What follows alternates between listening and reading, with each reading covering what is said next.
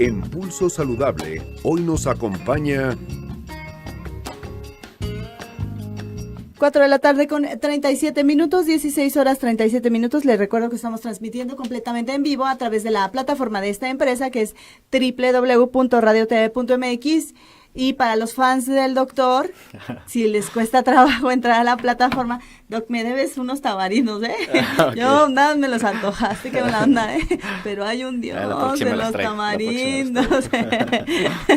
Ya lo estoy balconeando, sí, ya gracias, Gris, antes de que lo presente. Pero bueno, para los fans del doctor, si se les complica entrar a www.radiotv.mx, que lo ideal sería así, porque nos van exactamente así como lo estamos viendo con el fondo de Pulso Saludable. Bueno, lo pueden hacer a través de la fanpage de Pulso Saludable, es una página completamente pública y usted puede ingresar en este momento. Y ya se encuentra conmigo el doctor Fernando Agustín, él es pediatra, o sea, neurocirujano, pediatra, primero se dice neurocirujano. Neurocirujano, sí. Es que de hecho nosotros no somos pediatras, hacemos neurocirugía de adultos y después neurocirugía de niños. Entonces, por eso, pero realmente no somos pediatras, sino que operamos niños. Ay, muy bien, Doc. Sí. Gracias por estar con nosotros en Pulso Saludable. Muy buenas tardes. Bueno, pues vamos a platicar estos minutos de aquí a que llegue el fin del programa sobre una condición que se escucha frecuentemente, hidrocefalia. ¿Agua en dónde? En el cerebro. Y qué peligroso es, ¿no? Sí, bastante. De hecho, puede poner en peligro la vida y si no se opera a tiempo puede incluso el paciente tener secuelas muy importantes o incluso fallecer. Doctor, ¿nacemos con la predisposición a la hidrocefalia o adquirimos esta predisposición durante alguna etapa de la vida y de repente sale el agua? Okay. No, todos producimos diario líquido, ese es un punto bien importante aclarar, porque muchas veces decimos, no tiene agua en el cerebro.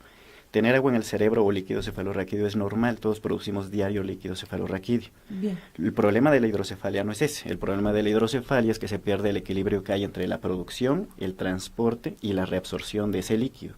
¿Sí? ¿Qué es el que se forma acá atrás? No, realmente se forma en varios lugares, pero el lugar principal es hasta acá arriba, algo que se llama ventrículos laterales en los plexos coroides. En esta zona. En esa zona más o menos. De ambos lados. Tenemos dos ventrículos laterales, derecho e izquierdo, y ahí hay plexos coroides. No es el único lugar. Hay un tercer ventrículo que también tiene plexos coroides, un cuarto ventrículo que también, pero el 75% más de líquido se produce hasta acá arriba, en los ventrículos laterales. ¿Y qué es lo que empieza a sentir el paciente? Son pacientes pediátricos. ¿Entre qué edad? No, realmente la hidrocefalia... ¿O le pasa a quien sea? Sí, la hidrocefalia puede ser un padecimiento incluso congénito, puede ser de niños y puede ser de adultos. ¿Sí? Lo que va cambiando es las causas de la hidrocefalia. ¿Y qué promueven o cuáles son las causas que pudieran promover la aparición de la hidrocefalia en niños y cuáles entonces en adultos? Ok. Como les comenté hace ratito, como el problema es tanto la producción como el transporte como en la absorción, podemos tener alguna alteración en cualquiera de estas tres partes, ¿no? Por ejemplo, en la producción puede haber un tumor de plexos coroides que produzca más líquido que el normal. Bien. En cuanto a transporte o absorción, puede haber, sobre todo en niños prematuros, a veces tienen algo que se llama hemorragia de la matriz germinal, tienen un sangrado en su cabecita, que como secuela deja alteraciones en la absorción. Entonces el líquido se está produciendo normalmente a cantidades normales. El problema es que no se está absorbiendo esa cantidad de líquido, entonces empieza a acumular dentro del cerebro. ¿Y se reconoce a este paciente inútero? Sí, ¿A veces? Cuando el problema es la hidrocefalia congénita, sí desde los primeros ultrasonidos, los ultrasonidos del primer trimestre, segundo trimestre del embarazo, se puede empezar a notar un crecimiento anormal de la cabecita. Como los huesos todavía no están fusionados, son cabezas que empiezan a crecer mayor a lo esperado para su edad gestacional. Pero no es la única causa, digamos, esta es una de tantas. Y cuando los pacientes se dan cuenta, bueno, más bien el médico en el ultrasonido se da cuenta, ¿hay algo que hacer en ese momento inútero o hay que esperar a que nazca? Hay algunos tratamientos que de hecho se han intentado hacer, incluso ponerles un sistema de derivación dentro del útero. Sin embargo, riesgo-beneficio, a veces el hecho de que son pacientes que ya vienen complicados por otras situaciones, ponemos más en peligro aún no solo su vida, sino la de la madre. Claro. Entonces, muchas veces lo que preferimos es esperar a que el niño nazca y una vez que nace, inmediatamente poner el sistema de derivación para todo ese líquido que tiene exceso en su cabecita, pasarlo a otra parte del cuerpo. Y ahora bien, cuando ustedes, esto es en el caso de los pequeños que se pueden detectar durante las revisiones periódicas de la madre en el proceso de la gestación, tan importante recordarle a las mujeres que no dejen de asistir a sus citas mensuales porque ahí se pueden descubrir muchas cosas o anomalías, ¿no? Que Efectivamente. pudieran ocurrir. Sí. Pero ¿qué pasa en un paciente que ya es un poco más grande y empiezan a descubrir esto? El paciente que empieza a sentir como para requerir de la asesoría de un neurólogo. Sí, bueno, aquí varía de la edad. Cuando son recién nacidos o todavía tienen las fontanelitas abiertas, es decir, todavía se le Aquí. toca, sí, lo que le dicen luego mollerita y Mal todo dicho, esto. pero bueno, Exactamente. es la fontanela. Es la fontanela, pero bueno, coloquialmente así se dice, ¿no? ¿Por La qué? mollerita, ¿Quién? no sé. No de dónde sé, viene ese mollera nombre. me suena muy raro. Sí, Suena raro. Ay, no sé, Pero como bueno. a gallina, no Sí. sé. Como eso nos da un poquito de espacio, no es una cavidad rígida, todavía cuando los niños están chiquitos y todavía tienen la fontanela abierta, esta fontanelita se puede poner muy tensa. Los pacientes son pacientes muy irritables, como no pueden manifestar de otra forma que les Claro. duele su cabecita, lo manifiestan a través de ser pacientes sumamente irritables, que no toleran el alimento, que vomitan en proyectil, nosotros le llamamos vómito en proyectil porque sale con mucha fuerza. Sí, claro. Exactamente. No es como el vómito de reflujo que manchan su ropita, sino es claro. un vómito en proyectil que mancha incluso al que está enfrente, ¿no? Por eso dicen que cuando llegas a tener un accidente, que si comienzas a vomitar, por eso a veces hay una escala que te preguntan, ¿y cómo fue el vómito? ¿Un proyectil o no? Por ese Así tipo es. de cosas. Sí, porque la presión aumentada dentro del cerebro precisamente hace que el vómito sea de estas características, un vómito con mucha fuerza y que se le llama vómito en proyectil. Claro. Pero bueno, esto es en pacientes muy chiquitos, pueden presentar crisis convulsivas, incluso hasta la fiebre puede ser un dato de hidrocefalia. Bien. Ya cuando los pacientes son más grandes, la fontanela ya está cerrada, los huesitos ya están más rígidos, los datos de los síntomas son diferentes. Como la cabecita ya no tiene hacia dónde expandir, generalmente son pacientes que tienen deterioro del estado de alerta, sí crisis convulsivas. ¿Qué es el deterioro del estado de alerta? Son doctor? pacientes que por más que uno los estimula a veces, son pacientes que están muy dormidos. Realmente no es sueño como tal, sino su cerebro no es lo suficientemente capaz de reaccionar a los estímulos. Como si vivieran en somnolencia. Exactamente, como si estuvieran muy dormidos, de esos Claro. sueños muy profundos que por más que uno quiere despertar al No, paciente, no despierta. Bien. Aunque en etapas iniciales los pacientes se encuentran irritables, es decir, muy llorones, de mal carácter, incluso alteraciones del estado de alerta pueden ser pacientes agresivos. Ah, bien. Y bueno, le recuerdo a la gente que estamos platicando con el doctor Fernando Agustín, quien es neurocirujano pediatra, sobre la hidrocefalia.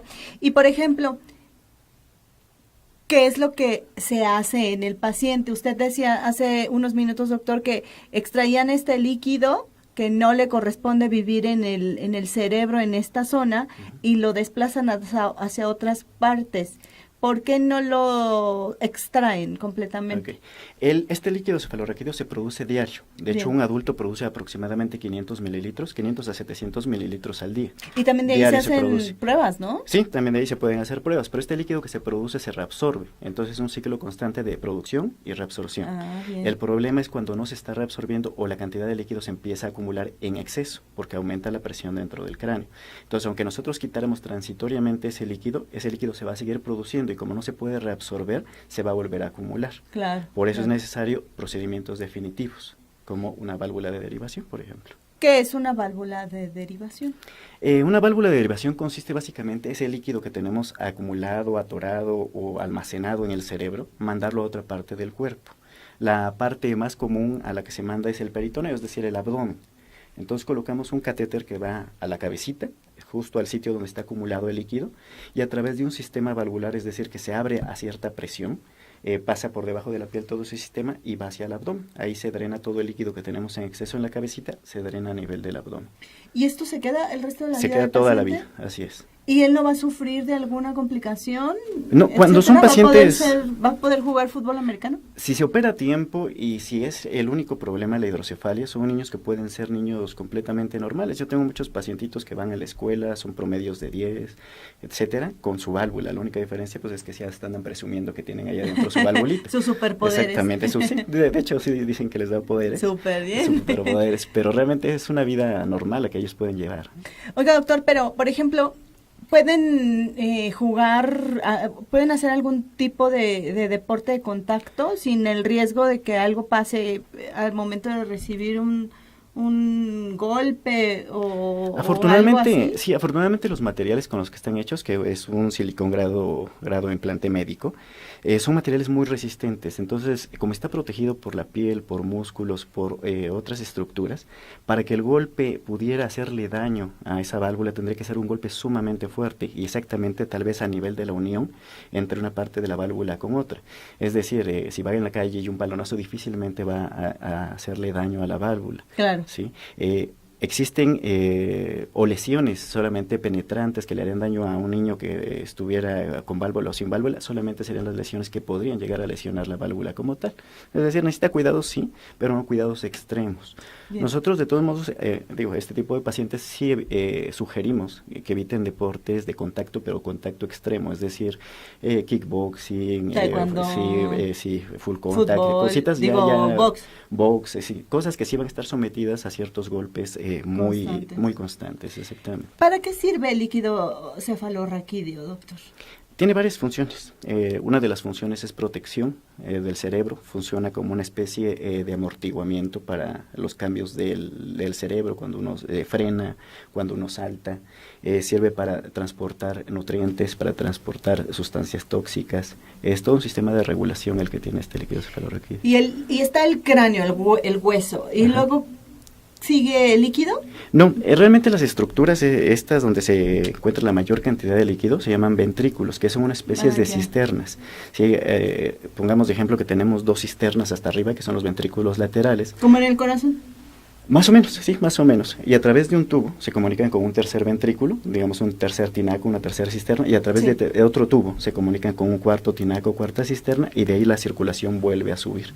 Es un círculo constante que hace el líquido. Oiga, doctor, y por ejemplo, ¿estas cirugías son cirugías de mínima invasión? ¿Son cirugías mayores? Esta cirugía, que es la válvula, se hace una incisión pequeña a nivel del cráneo, es un orificio de 1 centímetro de diámetro aproximadamente, y por debajo de la piel, a través de un tubito, se hace todo el túnel hacia nivel del abdomen. Esta es como la operación más común, pero no es la única. Sí existen otras técnicas, incluso endoscópicas, en las que se mete una camarita. Con esa camarita se trata de comunicar donde está acumulado el líquido con el resto de drenaje del organismo. Claro. No todos son candidatos a esta terapia, pero en algunos sí se puede llegar a realizar terapia endoscópica o tercer ventriculostomía. ¿Y hay alguna preferencia por el sexo? Aquí...